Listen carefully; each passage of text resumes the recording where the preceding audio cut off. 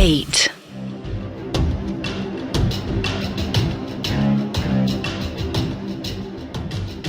वेदा त्रिजवान के सामने खड़े थे और उसने हमला करना शुरू कर दिया था।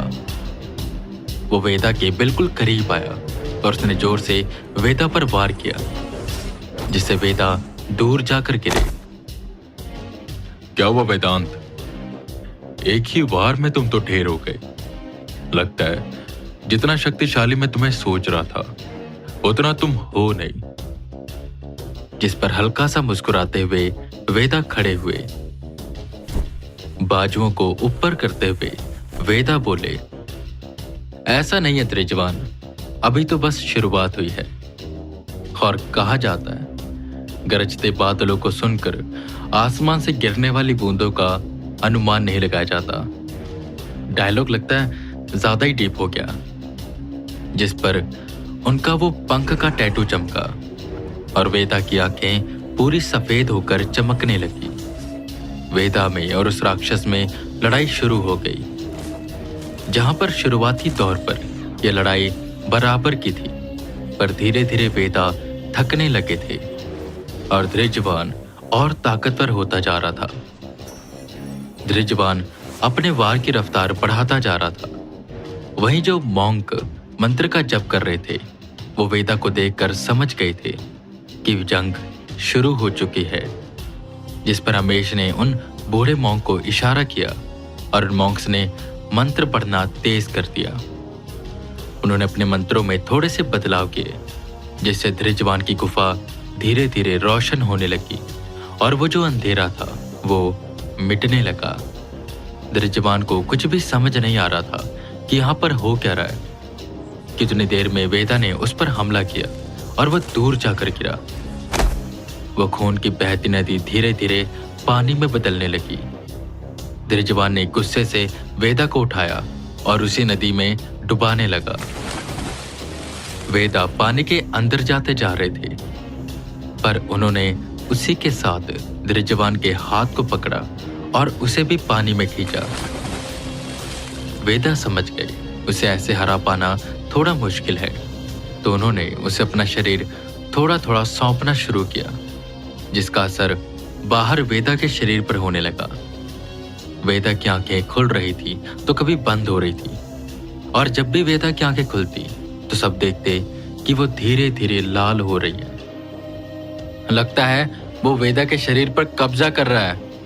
मटका खोलो, हमें उसे किसी न किसी तरह इसमें कैद करना होगा, बूढ़े मॉन्क ने कहा। जिस पर रमेश ने मटका खोला। वही अंदर त्रिजवान वेदा का गला दबा रहा था कि एकदम से वेदा को याद आया वाइस प्रेसिडेंट का वो दिया इंजेक्शन। उन्होंने उसे अपने जेब से निकाला और तुरंत अपने हाथ पर लगाया। उन्हें याद आया कि बस 5 मिनट काम करेगा। वो लाल गाढ़ा खून जैसा दिखने वाला इंजेक्शन जैसे ही वेदा के अंदर गया, वेदा की नसें फूलने लगी।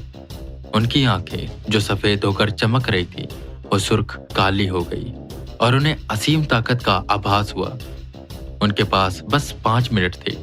उन्होंने त्रिजवान को उठाया और नदी से बाहर फेंका। वो खुद भी नदी से बाहर आए और उसे मारने लगे। वहीं पर मॉन्क्स अपना काम कर रहे थे। धीरे धीरे वेदा के शरीर से काले रंग का धुआं उठने लगा, जो धीरे धीरे उस मटके में जाने लगा। सब मंत्र जब और तेज करो, वो बाहर आ रहा है, बूढ़ा मॉन्क बोला। सब एक साथ मिलकर उस त्रिजवान को हरा रहे थे।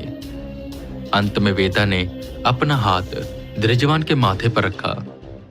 काली आंखें देखकर त्रिजवान चौंका और बोला, ये जिसका खून तुमने अपने शरीर पर चढ़ाया है, जो तुम्हें ये ताकत दे रहा है, एक दिन यही तुम्हें लेकर डूबेगा।